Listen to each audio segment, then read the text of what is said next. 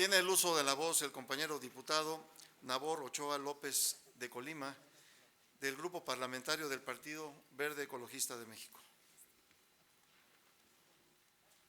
Hasta por 7 minutos.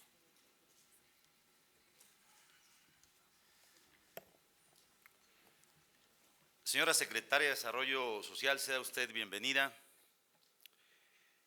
Una de las grandes deudas históricas del Estado mexicano es precisamente con los sectores más desprotegidos, producto de la gran desigualdad social que aún existe en nuestro país y cuyo rostro más crudo, sin duda alguna, lo representa precisamente la pobreza.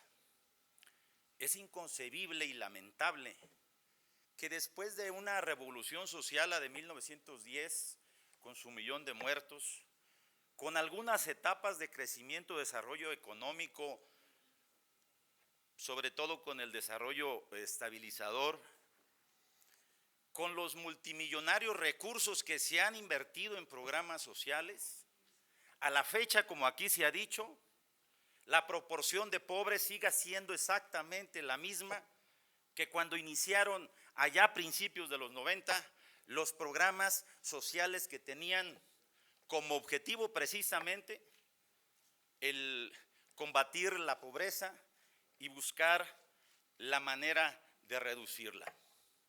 Las cifras oficiales nos indican que hoy tenemos 53.3 millones de pobres y de estos más de 8 millones en pobreza extrema. ¿Y qué quiere decir esto, amigas y amigos? En primer lugar, quiere decir, como bien lo señala un escritor argentino, Martín Caparrós, en su último libro, donde habla precisamente de la pobreza y del hambre en el mundo, dice él que los términos técnicos nos llevan a evitar, diría yo, en algunos casos, a eliminar la emoción en este tema, porque hablar de pobreza extrema, es decir, estamos hablando de gente que no tiene para comer, mucho menos tiene las posibilidades de desarrollo de enviar sus niños a la escuela. Estamos hablando de condiciones vergonzosas para un país como el nuestro, que hablan de condiciones indignas para millones de mexicanos. Por eso, toda acción que venga en materia de combate a la pobreza, que busque la reducción de la pobreza, debiera ser bienvenido por todos nosotros. Hoy no podemos hablar aquí de que son solo cambios cosméticos, que no se ha avanzado nada, que hay que combinar la política social con la económica, dicho por cierto por la Secretaria de Desarrollo Social, dicho por cierto también por el propio presidente de la República en su informe, que habla de que la reducción de la pobreza requiere necesariamente medidas de política económica. Eso ya la sabemos. Bueno, en el gobierno pasado, lo reconocemos, hubo un crecimiento económico mejor que estos 2 años de Enrique Peña Nieto. Y estaba el programa Oportunidades. Y no solo no se redujo la pobreza, se incrementó. Pero no es una cuestión de este último gobierno pasado. Si nos vamos más atrás y más atrás, veremos que con el presidente Fox, que con el presidente Zedillo y con el presidente Salinas, la situación sigue siendo la misma. Por ello, pues, para nosotros sí hay avances, porque es importante en este tema cuestiones como la Cruzada Nacional contra el Hambre. Jamás podremos descalificar un programa que a la fecha, y no porque desconozcamos el programa, a la fecha ha beneficiado a 3 millones de personas con alimentación, con apoyo de alimentación directa.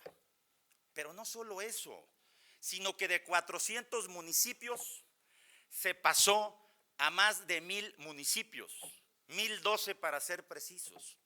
Y aquí yo hago alguna acotación, amigas y amigos, en los municipios de alta rentabilidad electoral, en los municipios de mucho progreso económico, Monterrey, Nuevo León, Zapopan, Jalisco, Querétaro, ¿no habrá gente que requiera programas sociales? Claro que los hay. Y por ello, esa es una de las razones por las que se incluyen municipios que a primera vista pareciera ser que buscamos o se busca un objetivo electoral, cuando pobres hay en todo México y pobres hay en todo el mundo. Importante también es el nuevo programa de seguros de vida para jefas de familia, que ahorita beneficia a cerca de 5 millones de madres trabajadoras y que va a permitir algo bien importante, que los hijos, si llegan a faltar estas madres, puedan continuar con sus estudios. Importante también es haber reducido la edad para recibir la pensión de adultos mayores de 70 a 65, lo que hoy permite hablar también de una buena cantidad, cerca de 6 millones de ancianos que perciben una pensión mensual y que gracias a esa pensión mensual, que por cierto inició con el presidente Fox, gracias a esa pensión mensual, esos ancianos tienen mejores condiciones de vida en la última etapa de su vida. Y en ese sentido, nosotros también estamos de acuerdo, lo decía la secretaria de Desarrollo Social y el propio presidente, como antes lo señalé, que mientras no haya esa vinculación, mientras no haya esa combinación de un programa social o programas sociales con desarrollo económico, no vamos a poder salir adelante. Por ello, precisamente por la experiencia de otros gobiernos, no solo el anterior, es que se dio la necesidad de no solo cambiar de nombre al programa Oportunidades, sino esto Prospera representa un cambio de estrategia en materia de política social. Y me voy a referir a 3 hechos muy concretos que hablan de la profundidad de Prospera, que hablan de la transformación que se busca con este nuevo programa, que nada tiene de cosmético, mucho menos nada tiene nada más de cambio de nombre. En primer lugar, se habla de que los jóvenes beneficiarios antes de Oportunidades hoy de Prospera van a recibir becas universitarias para que estudien estudios universitarios, para que estudien técnicos profesionales. Ese es un cambio menor, ese es un cambio cosmético. ¿Cuántos de nosotros, me incluyo, cuántos millones de mexicanos, gracias a que tuvimos educación, logramos transformar nuestra vida y las de nuestras familias? ¿Cuántos de nosotros, con los cargos que hemos tenido gracias a que estudiamos, no contribuimos a transformar la vida de miles y miles de mexicanos? Ahí, esta acción indica que se está apostando por la educación, pero además que estamos completamente convencidos que la educación es el elemento que logra la mayor transformación en un individuo y en una sociedad. Amigas y amigos, no es un cambio menor. Estamos hablando de que esos jóvenes que solo podían estudiar hasta prepa antes, hoy tienen la oportunidad, como nosotros la tuvimos, de acceder a estudios profesionales y que en la vida nos vaya mejor y a nuestras familias, y así contribuyamos a que a México le vaya mejor. Por eso insistimos que no es un cambio pues nada más de forma, que no es un cambio para identificar un gobierno, sino se busca precisamente pasar de esos programas asistenciales a programas que nos ayuden no solo a combatir, sino a reducir también la pobreza. También se habla de otro elemento, la posibilidad de créditos de préstamos con tasas de interés bajas para mujeres que puedan iniciar algún negocio. Y esto implica la posibilidad para millones de mujeres y hombres también de depender de su propio esfuerzo, trabajo y capacidad, de iniciarse en la vida productiva y de esta manera poder generar mejores condiciones de vida para ellos y para sus familias. Y por último, me quiero referir a un hecho trascendental, el que las mujeres embarazadas o en lactancia, de que los niños de 6 meses a 5 años van a recibir suplementos nutritivos alimenticios. Miren ustedes, hace unos días leí un artículo de Mario Luis Fuentes, quien fue director general del DIF hace algunos sexenios, y donde él hablaba precisamente y con base en un estudio muy profundo realizado en Estados Unidos, hablaba de que la intervención del gobierno, de las instituciones oficiales, debe ser intervención temprana, debe ser una intervención oportuna y adecuada. En esa etapa del embarazo, en esa etapa de la lactancia, en esa etapa de los 6 o 0 a los 5 años de edad, ahí no estamos jugando el futuro de esos niños. Ahí estamos generando y creando las condiciones para que desarrollen todas sus capacidades. Es lo que hemos dicho, aquellos que la pobreza no solo nos las han contado, sino la hemos vivido. ¿Cómo quieren que saquemos buenas calificaciones o que saquen buenas calificaciones niños y jóvenes que no tienen ni para comer o que su comida se reduce a lo que pueden agarrar en la casa o les pueden dar sus padres, que a veces no es nada, o a veces no es lo que requieren, o a veces es muy poco? Por ello, para nosotros, pues, para la fracción parlamentaria del Partido Verde, en verdad que estamos convencidos de que se necesitaba transformar estos programas que no han dado grandes resultados. Yo creo que todos estaremos de acuerdo en 2 cuestiones. La primera, que como lo decía, desde Solidaridad para acá, los programas sociales no han dado los resultados de reducir la pobreza. En eso estaremos de acuerdo todos. Y en otra cosa también estoy seguro que vamos a estar de acuerdo, en que cómo queremos cambiar las cosas si seguimos haciendo lo mismo que no nos ha dado resultados. ¿Cómo? De ahí la importancia del cambio de un programa como oportunidades que se le reconoce que ha sido un gran apoyo para niños, jóvenes, padres y madres de familia en materia de alimentación, en materia de salud y en materia de educación, pero que sin duda alguna, y ahí están los hechos y ahí están los resultados, se requería de un cambio no solo de nombre, de un cambio profundo en la estrategia de política social, como es la que se está llevando a cabo. Reconocemos que en esta materia, en materia de combate a la pobreza y reducción sobre todo a la pobreza, nos queda mucho por hacer. Vean los datos que nos ofrece la Secretaría de Desarrollo Social. Nos habla de que con la Cruzada Nacional contra el Hambre, solo se benefician a 3 millones de personas de más de 7 millones que están en ese universo. Eso es lo grave, eso es lo que debemos ver. Es decir, hay un avance, pero nos falta todavía mucho. De igual manera, también nosotros reconocemos que hay, perdón, señor presidente, los demás vi 4 minutos cuando menos, yo nomás voy a tomar uno si gusta. ¿Le parece?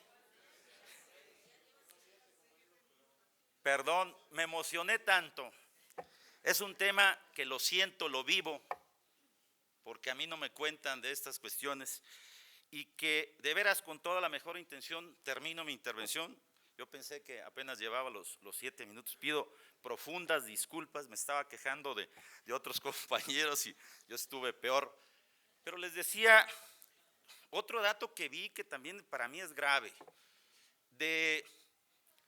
el programa de Prospera hoy atiende a 6.1 millones de familias. Al terminar el sexenio, solo va a atender a 6.5 millones de familias. ¿Saben cuánto van a faltar? ¿Cuántas familias van a faltar? Pues fácilmente, ¿qué les parece? 10 millones de familias, 5 millones de familias por 4. Eso es lo grave. Por eso decía, hemos avanzado, pero nos falta mucho por hacer.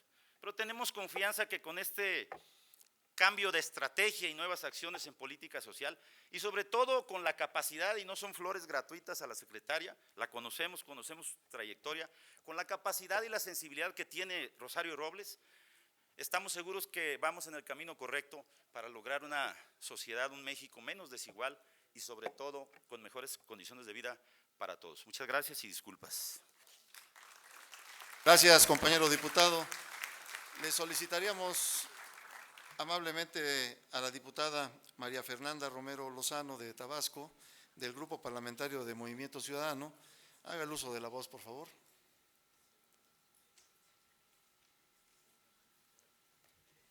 Muchas gracias.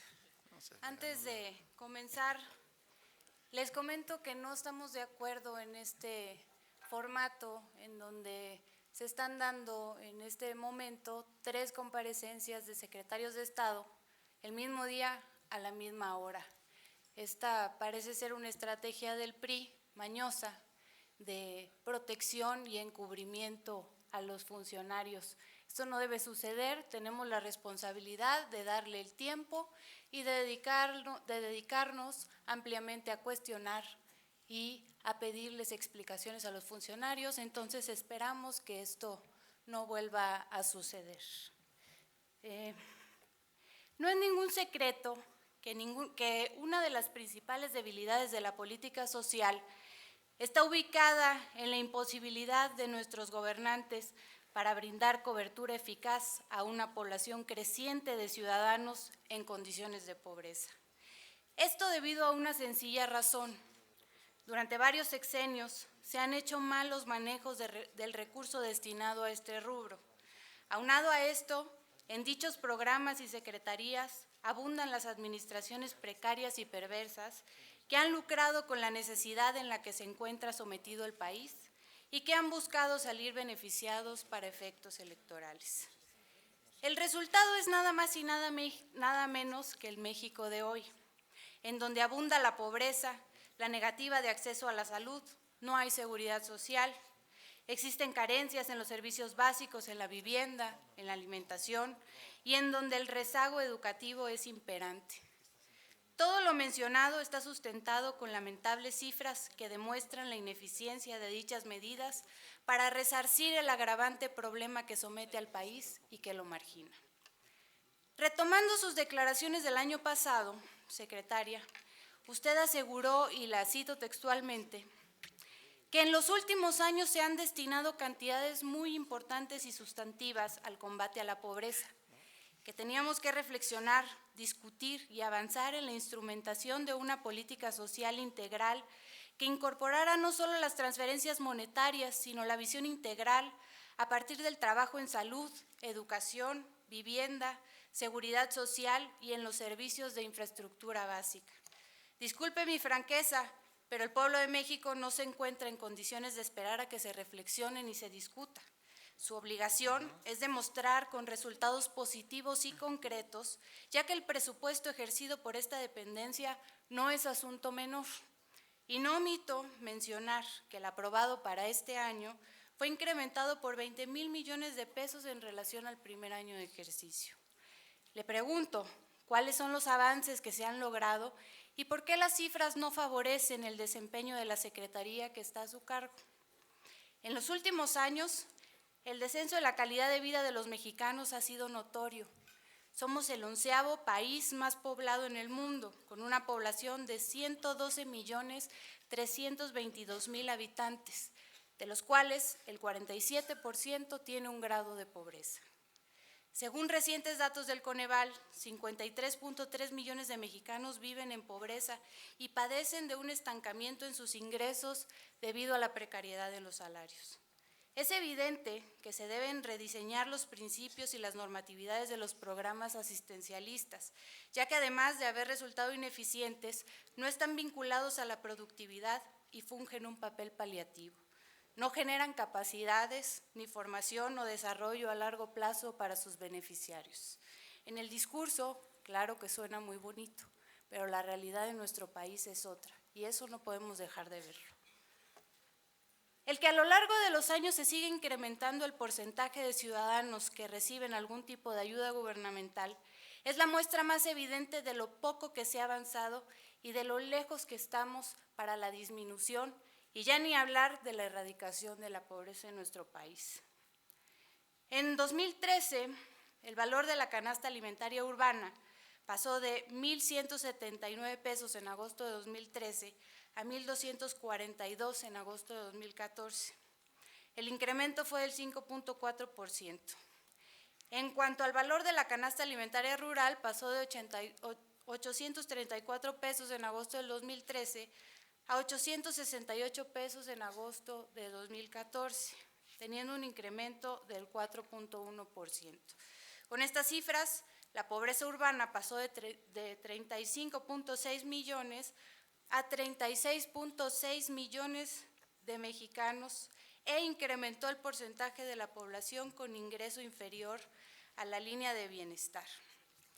Han lucrado con la necesidad en la que se encuentra sometido el país y se han visto beneficiados para efectos electorales. Efectivamente, hay que reconocer que han entregado vales y despensas. Todo esto con la bandera de apoyo a los más necesitados. Eso sí, siempre y cuando tengan su credencial de elector vigente y pasen a formar parte del voto duro para el partido que actualmente tiene el poder. Lo más preocupante es que esta es la única medida adoptada por el gobierno federal para contrarrestar el problema del hambre y la pobreza en la nación. ¿En dónde está la intención real de mejorar la calidad de vida de los ciudadanos? ¿En dónde quedó la congruencia? Para combatir la pobreza, el gobierno debe ser austero, debe estar carente de corrupción y enfocado a garantizar que todos los sectores que afectan la vida de los ciudadanos funcionen de manera adecuada para que todos puedan tener lo indispensable y gocen de una vida digna. Fíjense estos datos. La ONU dice que la corrupción en México nos cuesta 35,000 millones de dólares al año. El Centro de Estudios del Sector Privado estima que el monto de la corrupción asciende a un 9% del PIB. Elijan la cifra que ustedes prefieran. Y ahora imaginen que apliquemos el recurso que se desvía para la corrupción en la creación de empleos, escuelas, universidades, becas para los jóvenes, mejorar las viviendas, dar calidad y acceso a los servicios de salud para toda la población. Alcanza para eso y para muchísimas cosas más. Solo falta que tengan tantita voluntad y que sean honestos para que este país sea otro. Hay que estar muy pendientes ahora que se llevan a cabo las negociaciones para el presupuesto sobre el incremento que seguramente se va a dar a la partida de Sedesol, pues el 2015 es año electoral. ¿Y qué nos va a garantizar? Que estos recursos no se utilicen como prebenda en los comicios electorales, tal y como ha venido sucediendo. Secretaria, no hace mucho usted estaba parada de este lado, exigiendo, reclamando cuentas claras y defendiendo el patrimonio de los mexicanos. Me sorprende que ahora, desde su cambio de postura, esté justificando la evidente corrupción, el desvío de recursos, las reformas entreguistas y los resultados mediocres, olvidando lo que defendió por muchos años, aquello que en algún momento caracterizó e impulsó su carrera política. Usted sabe perfectamente que lo que se tiene que hacer es muy distinto a lo que se está haciendo en la actualidad. Y ya para concluir, cierro con un comentario que me parece pertinente. Hace unos días, una cantante americana utilizó la bandera de México para realizar bailes obscenos insultando nuestro lábaro patrio y a nuestro país. Todos lo reprobamos y ustedes la van a sancionar. La pregunta es, ¿quién los va a sancionar a ustedes por la entrega de nuestro patrimonio? Por sumergir al pueblo en la desesperanza, en el hambre y en la pobreza, por utilizar el poder para intereses particulares en lugar de velar por los ciudadanos. Ofende más que sean políticos mexicanos quienes insulten y sobajen a nuestro país con sus acciones. Ofende más que sean ustedes quienes de manera irresponsable manejen los recursos a diestra y siniestra para intereses personales, sin importarles que nuestro pueblo sufra, sin importarles que nuestro pueblo tiene hambre. Y ustedes siguen impunes. Justicia, compañeras y compañeros, para el pueblo de México. Es cuanto. Gracias, compañera diputada. Solamente para recordar en esta sesión que este formato fue aprobado por el Pleno en sesiones pasadas y todos tuvimos oportunidad ahí de manifestar nuestro voto. Damos el uso de la voz al compañero diputado José Arturo López Cándido, del Grupo Parlamentario del Partido del Trabajo. Sí, está amable, compañero.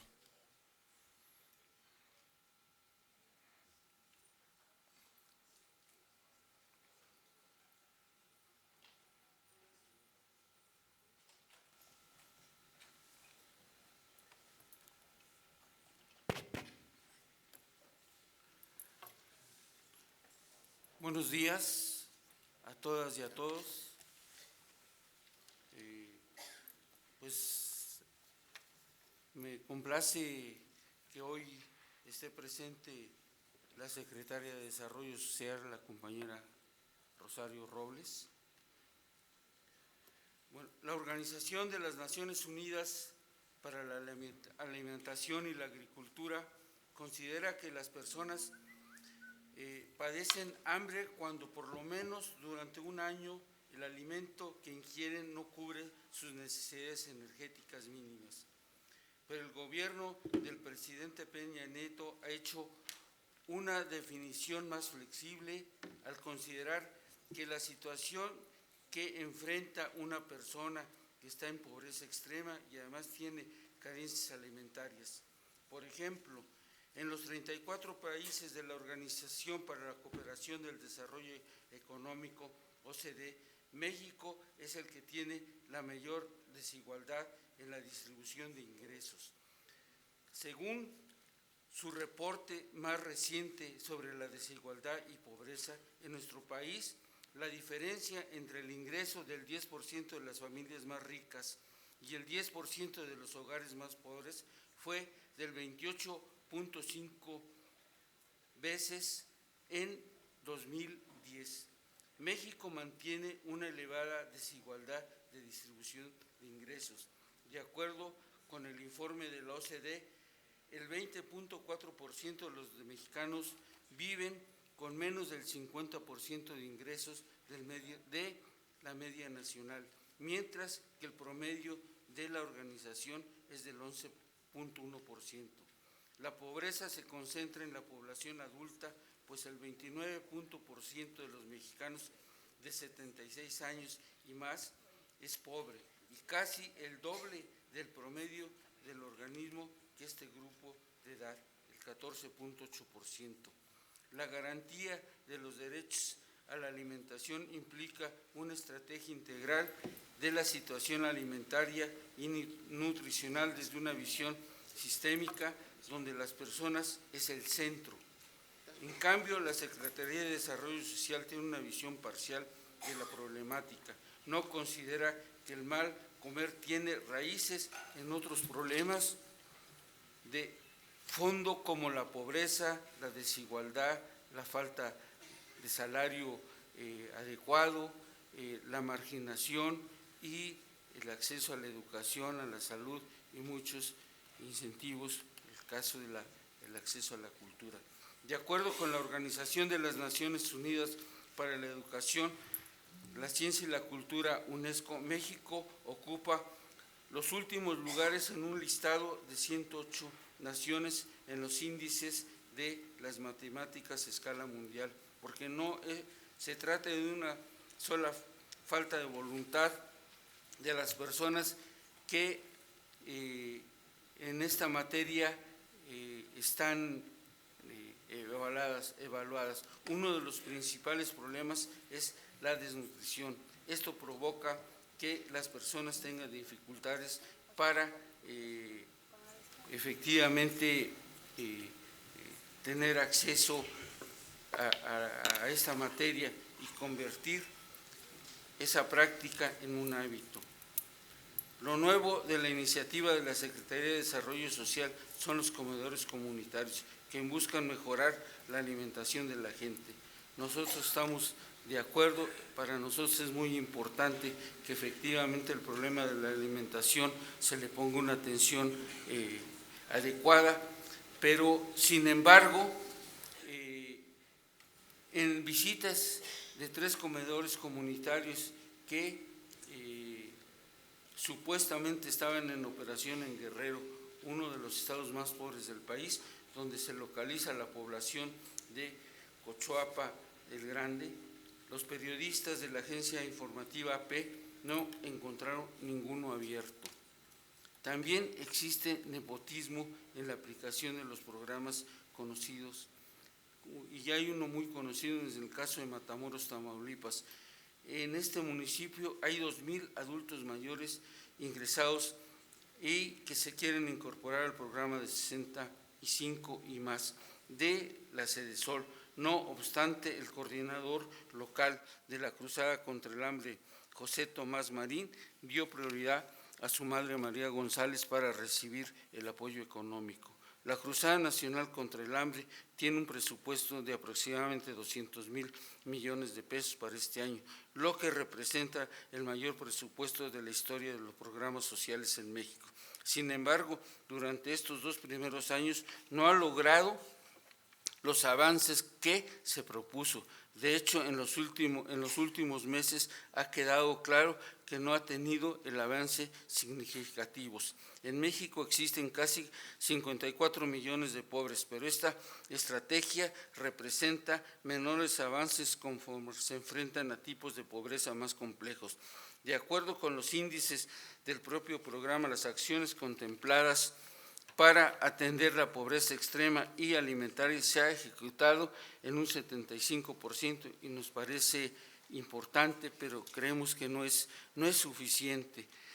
Mientras que aquellas acciones destinadas a atender la pobreza patrimonial apenas se ha ejecutado el 50%, lo cual es preocupante porque indica que este paquete de programas no tiene capacidad para resolver derechos básicos como el acceso a la vivienda, porque nosotros consideramos que es una política incorrecta que han llevado a cabo el gobierno federal. Hoy intenta bursatilizar la vivienda y nos parece grave. El caso también de la desigualdad social, salarios bajos, falta de empleo y todo lo que implica las cuestiones que este propio sistema trae consigo cuando no hay una política económica adecuada. Por otra parte, esta estrategia, además de insuficiente, es muy costosa, ya que casi el 60% de los recursos provienen de los ingresos fiscales, es decir, los mexicanos estamos pagando la alimentación de otros mexicanos y no la industria petrolera o las actividades productivas nacionales. Por esto nosotros consideramos que si efectivamente no se pone atención en estos programas y se dedica otro tipo de contenidos que tienen que ver con la productividad, que tienen que ver con el acceso de la capacitación de la gente, que tiene que ver con los que la gente produzca. Efectivamente, este tipo de programas son barriles sin fondo y no van a llegar a ningún lugar. Por eso consideramos que se debe cambiar esta política de subsidios, que efectivamente se tiene que cambiar el modelo económico porque desde nuestro punto de vista ha fracasado y vamos a esperar algunos años que efectivamente, así como han planteado, pues se vean los resultados. Por eso creemos que es muy importante que este aspecto se tome en cuenta. Es cuanto. Gracias.